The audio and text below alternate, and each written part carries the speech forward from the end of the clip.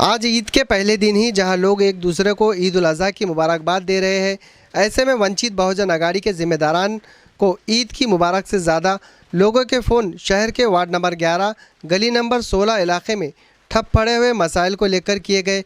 ऐन तेज़ बारिश में ईद के दिन ही वंचित बहुजन अघाड़ी के रियासती तर्जुमान फ़ारूक अहमद और उनकी टीम ने वार्ड नंबर 11 गली नंबर 16 मिल्लत नगर ममता नगर अब्बास कॉलोनी में पैदल दौरा करते हुए लोगों के मसाइल जाने।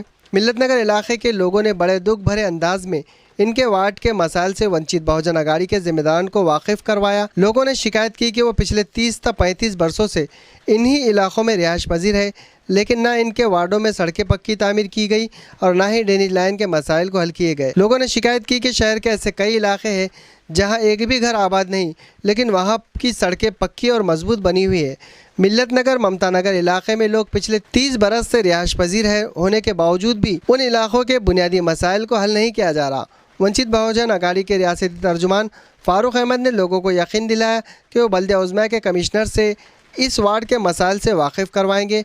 मसाइल हल न होने पर उन्होंने बल्दिया उज़्मा व सियासी लीडरान के मकान के सामने आंदोलन मुनज़्ज़म किए जाने का इंतबा दिया।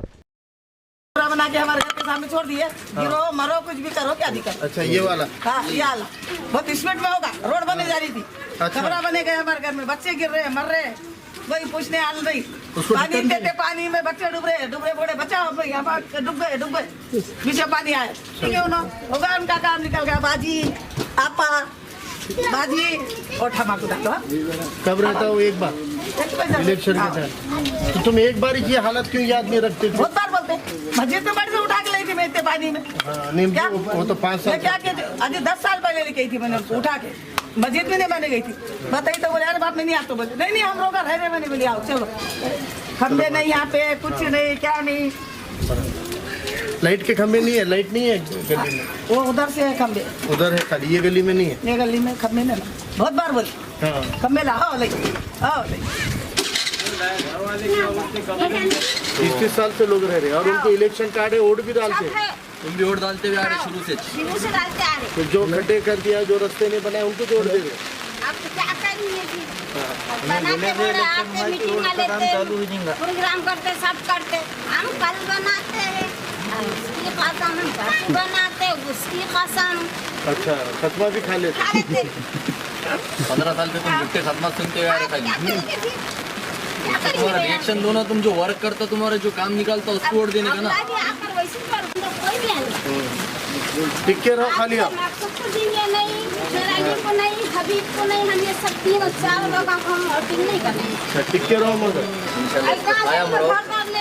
तो फिर टिक्के रहो, इंशाल्लाह वर्क हो जाएंगे।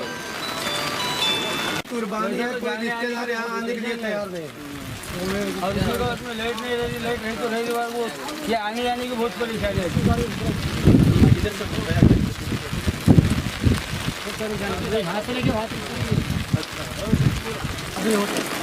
रहीम सेठ के पास हो? गए थे वहाँ पे। अभी आ रहा था, बोले आओ करे बोल के बुला के डीएसपी ला दो। दिन से जीसीबी आई है, खोदी उसी दिन से बारिश चालू। ठंडा का अगर लोगों ने कंप्लेन की है तो वो करीब जेसीबी भेज दिए और नाली मार दिए। अभी नाली मार के कुछ उसका ये नहीं है, उल्टा पानी और निकल जा रहा है। तो फिर जो लोग अब 15 साल से मसले हल नहीं हो रहे, फिर भी वही लोग बार बार चुन के क्यों आते? कम से कम 2012 से लेके अभी तक जीत के आए कांग्रेस के लोग, मगर अभी तक कुछ काम नहीं हुआ। पानी गिरा तो इतना था, पानी घरों में भी आ रहा, सांपा निकले, बच्चों को परेशानी हुई है, घरों के बाहर कोई नहीं निकला। आज देखो जरा सर का पानी गिरा तो कम से कम यहाँ तक पानी होगा, और दादा घर पानी गिरा तो घरों तक पानी घुस जा रहा। बहुत परेशानी हो रही, कोई रोड़ा बनाने को कोई आ रहा नहीं, कोई देख रहा नहीं, कोई आके पूछा नहीं अभी तक कि भाई रोड़ा का क्या हाल है, क्या नहीं, कुछ देखे नहीं कोई भी आके अभी तक। कम से कम कोई नगर सेवक तो आना था एक कि क्या है यहाँ। कम से कम अपन है 10-12 साल से अपन अभी तक, तो यही हाल है। 2-3 दिन का बड़ा अगर पानी अगर यहाँ आ गया तो तकरीबन नमाज के तो लिए नमाज तो छोड़ ही देना पड़ी। उसके अलावा पूरे डुक्कड़ जमा हो जाता। क्या यहाँ नगर सेवक को बोलो, नगर सेवक कोई किसकी सुनने वाली नहीं है। 200-300 जो भी वोट है वक्त के तौर पे आ रहे, कुछ भी अपना खाना बाजी जो भी है वक्त के हिसाब से उन्होंने मंगले सुने कि नहीं और चल जाते। बोल के क्या डरने का मैं आपको आज ही याद करा सर, आपका मैं इंटरव्यू देखा ईद मुबारक का, तो मैं बोला भाई जाकर चेतन नगर को मिलूं। ऑफिस के अंदर इंटरव्यू है, आज मोबाइल पर देखा मैं, तो मैं आज खुशी के तौर पर जाकर आपको मिलने वाला हूं। सर अल्लाह ने मिला दिया, अल्लाह ताला ने जरिया बना ये हमारा इतना काम करो, आपके जरिए से कुछ हो गया, बहुत अच्छी बात। 2 साल के नीचे पानी घुसा था, अशोक राव चौहान ने खाना लेके आके दिए थे।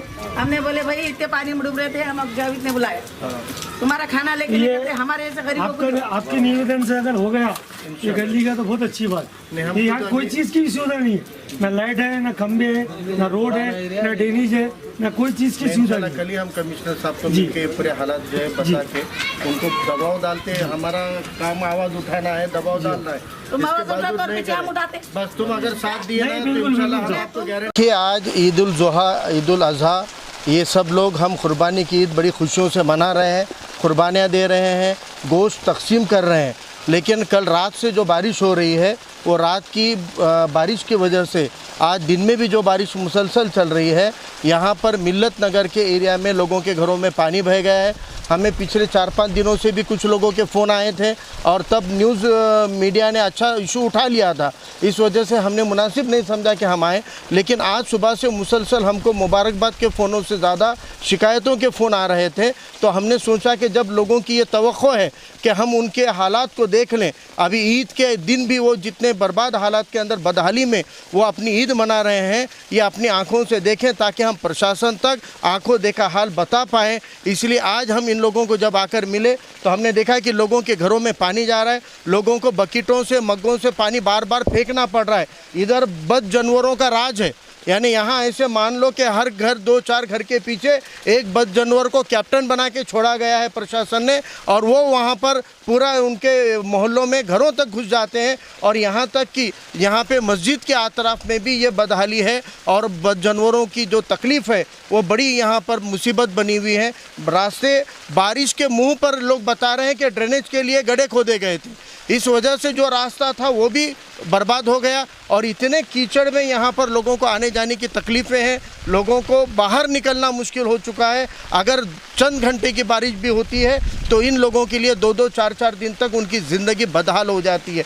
यह हकीकत हम देखने के बाद बड़ी तकलीफ़ हुई कि हम अपने घरों में बारिश से बचे हुए हैं, हम अपने पक्के मकानों के अंदर आराम से सुकून से ईद मना रहे हैं और लोग इतने बदहाल है कि उनके छोटे छोटे बच्चे बाहर जाने की ज़िद भी करते हैं। तो बारिश और ये रास्तों की ऐसी हालात है कि वो अपने बच्चों को बाहर घुमाने के लिए नहीं ले जा सकते हैं। और यहाँ तक कि लोगों की शिकायत है कि गोश्त तकसीम करने के लिए भी लोग यहाँ नहीं आ रहे हैं, यानी वो अपने खुद का जो रिश्तेदारों ने गोश्त की किस्त उनको देना चाहिए वो हिस्सा लेकर भी आने की लोगों की हिम्मत नहीं हो रही है। वो रोड पे खड़े रह के इनको ही बुला के बोलते हैं कि आओ लेकर जाओ। यहाँ के लोगों की सबसे बड़ी फिक्र है कि इमरजेंसी में अगर किसी को कोई सीरियस बीमारी आ जाएगी तो उस वक्त में एम्बुलेंस अंदर नहीं आएगी तो पेशेंट को लेके कैसे गरीब लोग भागा दौड़ी करेंगे, रोड तक लेकर जाएंगे। यहाँ के लोगों का कहना है कि अगर खुदा न खास्ता, 1000 बार खुदा न खास्ता किसी की मौत हो जाएगी तो लोग उनके मैयत में भी आना पसंद नहीं करेंगे। इतना यहाँ पर बदहाली है, उनके घर से डोला लाने और ले जाने की तकलीफ होने वाली है।